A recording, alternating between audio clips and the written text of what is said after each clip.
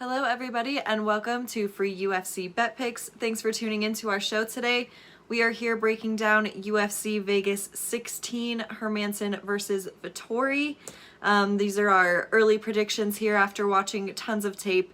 We will have our post weigh-in video on Friday like normal, and we will break down all of our final bets, parlays, daily fantasy advice, all of that good stuff in that video. But let's get into our next fight here. It is a lightweight bout between Gabriel Benitez and Justin Jaynes. Benitez has an inch of height on Jaynes and 3.5 inches of reach.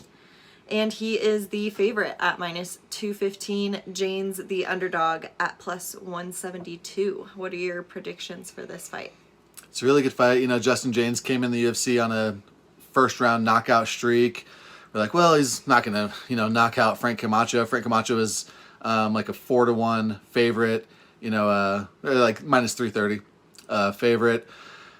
And Jaynes, comes out and starches him round one. He was on short notice, so he was kind of first-round knockout or bust, and he comes in guns blazing and got it done. Jaynes was just throwing heavy hands. He lands a couple lead hooks in a row, just like, no setup, naked hooks, lands a couple in a row. Camacho drops, but then pops back up, but he's up against the cage, and Jaynes just pours it on with a ton of strikes. Camacho was out on his feet. It was like a standing TKO, and sounds weird, but it was like a late stoppage for a standing TKO. He was just pouring it on Frank Camacho. Great performance by Jaynes.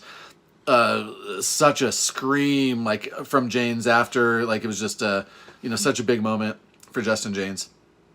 So that was earlier, this year in the pandemic era. 4 months ago, he fought Gavin Tucker. Gavin Tucker's a stud. Gavin Tucker's fighting Billy Quarantillo coming up, and Gavin Tucker's a favorite, and have a really high opinion on Billy Q. Tucker was, it's about a pick'em fight. Gavin Tucker's a southpaw as well. It's super applicable here because Gabriel Benitez is a southpaw. Gavin was winning with the technical striking and kicks. He had Jaynes backing up. Jaynes was a little bit kind of mesmerized and confused. Jaynes was able to finally close the distance, and he lands a nice jab uppercut combo that dropped Gavin, but Gavin popped right back up and started wrestling. Jaynes did a nice job of grabbing the guillotine, and it looked pretty deep. But Gavin gets out. He's on top. He's got an arm triangle attempt that it looks deep as well. In round one ends, it was just a really good round one for Gavin. There were some low kicks. I didn't mention the low kicks in there, but it wasn't even it wasn't even that noticeable, that these leg kicks were hurting him so much. But after round one, when he's going back to his corner, Jaynes is limping from the low kicks. So that's a little interesting, especially again because it's applicable. Benitez likes to throw leg kicks, but. Jaynes starts getting a little tired, a little sloppy. He's leaning forward. Gavin lands like a front kick, like a teep that hits him right in the mouth. Gavin really just putting on a striking clinic. He ends up landing a big knee. Jaynes is hurt. Jaynes is shooting for terrible takedowns. Gavin turns him over, takes his back, rear nakeds him.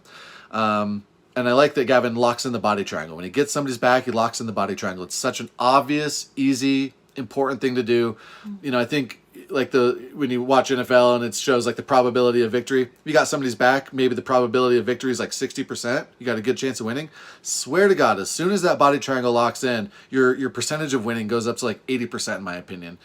So anyway, just really like Gavin Tucker. Jaynes had nothing for him, so you say, oh, well, every prediction show is going to tell you that Jaynes gets gassed, and it's true. Jaynes is kind of first round knockout or bust, but in that, it wasn't like Gavin Tucker had to survive the onslaught. Gavin Tucker was putting it on him. So it's interesting. All right, so, Gabriel Benitez is a southpaw, like we mentioned. He's a great striker. Low volume. He doesn't throw 5-punch combos, but he just keeps on a very consistent pace. A lot of pressure. Lots of just 1-2s, lots of kicks, low kicks, body kicks, everything. And everything with bad intentions. He'll throw just 1 or 2 punches at a time, like I described, but they're heavy. They're looking for the finish. And I just love Benitez's style. He's always smiling. He's always having fun in there. He's he's a good sport, and he's just trying to end you with every shot that he throws. And he's got really good takedown defense. Not that that's too important here because Justin Jaynes doesn't want to go to the ground with him. His last fight was a unanimous decision loss against Omar Morales, who's a good fighter. Morales is a former 155er. so we should mention here, a lot of people thought, like, it's on Tapology that this is a featherweight fight. I even had it in my notes from a couple weeks ago, like, oh, we got to see how Justin Jaynes does, like, it's a, because Jaynes used to fight at 155, right? So, I had it and Benitez did too. So I had it in my notes that we had to wait for the weigh-ins. Justin Jaynes, because he's kind of coming in on short notice, Jaynes said, I want this fight at 155. So a lot of folks think this is a featherweight fight, but it's going to be 155. They should both have, good gas tank. Maybe that favors Jaynes, and maybe that means he's going to have better cardio here. Not sure. But Gabriel Benitez, last fight against Omar Morales, he's a stud. Omar's like 5'11", and, Gabriel was a plus 145 underdog.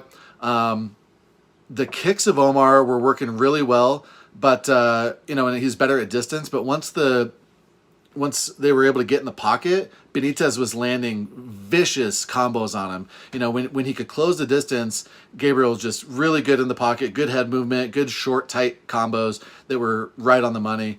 Omar started like flashing his fingers out there a little bit, like, because you could tell he was just trying to create space in some of these situations, and it's kind of a John Jones thing. Like when these heavy bombs are coming towards you, it's a defense mechanism, and so it's Benitez was showing a really nice striking game inside the pocket. Morales just had the technical edge when it was at distance, so it's I don't think it's too applicable here because he's much bigger than Jaynes is. Omar Morales is. He's much bigger than Jaynes. Jaynes doesn't have the kicking game that Omar Morales does. I think Omar Morales would beat Justin Jaynes as well. But before that, he loses to Sadiq Youssef.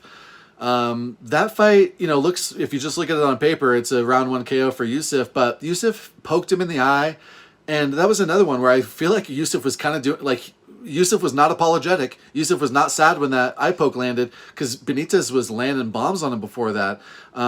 He dropped Youssef halfway through the round. He keeps landing the left straight. He's got Youssef backing up against the cage, and he gets caught with the counter right hook that drops him cold. Benitez got a little bit just over aggressive and sloppy, and it was a great counter. Great job by Sadiq Youssef, but that fight was much closer than that would lead you to believe. I will admit that Benitez wasn't bringing his hands back to his chin. He's throwing the punches and then coming back to the chest instead of back to his chin. And so that's something that he needed to clean up. I think, I didn't notice that as much in the Morales fight, so it seemed like he cleaned it up, but it was a little bit sloppy by Benitez, and it led to the Youssef knockout. Before that, he got a round 1 slam finish on Humberto Bandené. Bandené is not a great wrestler, but he's big. He's 5'11", and it was just a good performance. Benitez was landing the low kicks to start. Vicious uppercut drops Humberto. Humberto was on bottom fishing for an armbar, and that's it wasn't like a double underhook slam. He was slamming him from a submission attempt. So he dropped Humberto. Humberto's got the armbar. He picks him up, slams Humberto Bandené, knocks him out. He had a couple ground and pound punches to follow up, but the slam really did the job. Unanimous decision win over Jason Knight before that. The Enrico Barzola fight, that's a little bit interesting. Gabriel was a favorite. Barzola's expected to come in and use wrestling. And Gabriel it was just bad takedown defense. He wasn't getting wide with his stance and defending the takedowns. He kept allowing Barzola to get his hands clasped around him. It just showed that Benitez would struggle against a heavy duty wrestler. Again, Jaynes isn't that. Mm-hmm. I think that Benitez is a pretty safe pick here. I actually think he's got pretty good value on him. I do think that Justin Jaynes is first round knockout or bust. And I got Bandené. He's just more well-rounded. He's good enough in the pocket. He might knock Justin Jaynes out. He's very good in the pocket, but he's got good kicks, good chin, good durability, good cardio, good wrestling. I like Benitez a lot, actually. Excited to see him. And DraftKings has Benitez at 8,600 and Jaynes at 7,600. Probably both decent, depending on who you have. What do you think? Yeah, I'd agree. Jaynes has an opportunity to knock him out. I don't expect it, but it's definitely possible. And it would be most likely in the first round, so that gives you a ton of bonus points when they get the first round knockout. So Yeah, I think they're both solid plays. I almost feel like the 8,600 for Benitez is a little pricey, even though I like him a lot and I definitely think he's going to win. Yeah, I think they're both solid plays though. Benitez, I think Benitez is pretty safe to win, and Jaynes has huge upside as a punt. 7,600 isn't the cheapest salary saver. I think these guys are both good plays though. Yeah. All right, I think that's a wrap on Benitez versus Jaynes. Anything else you want to add on this one? Nope. Thank you all for watching. Hope you appreciate the hard work that we put in. We're not just scrolling through Tapology telling you stuff you already know.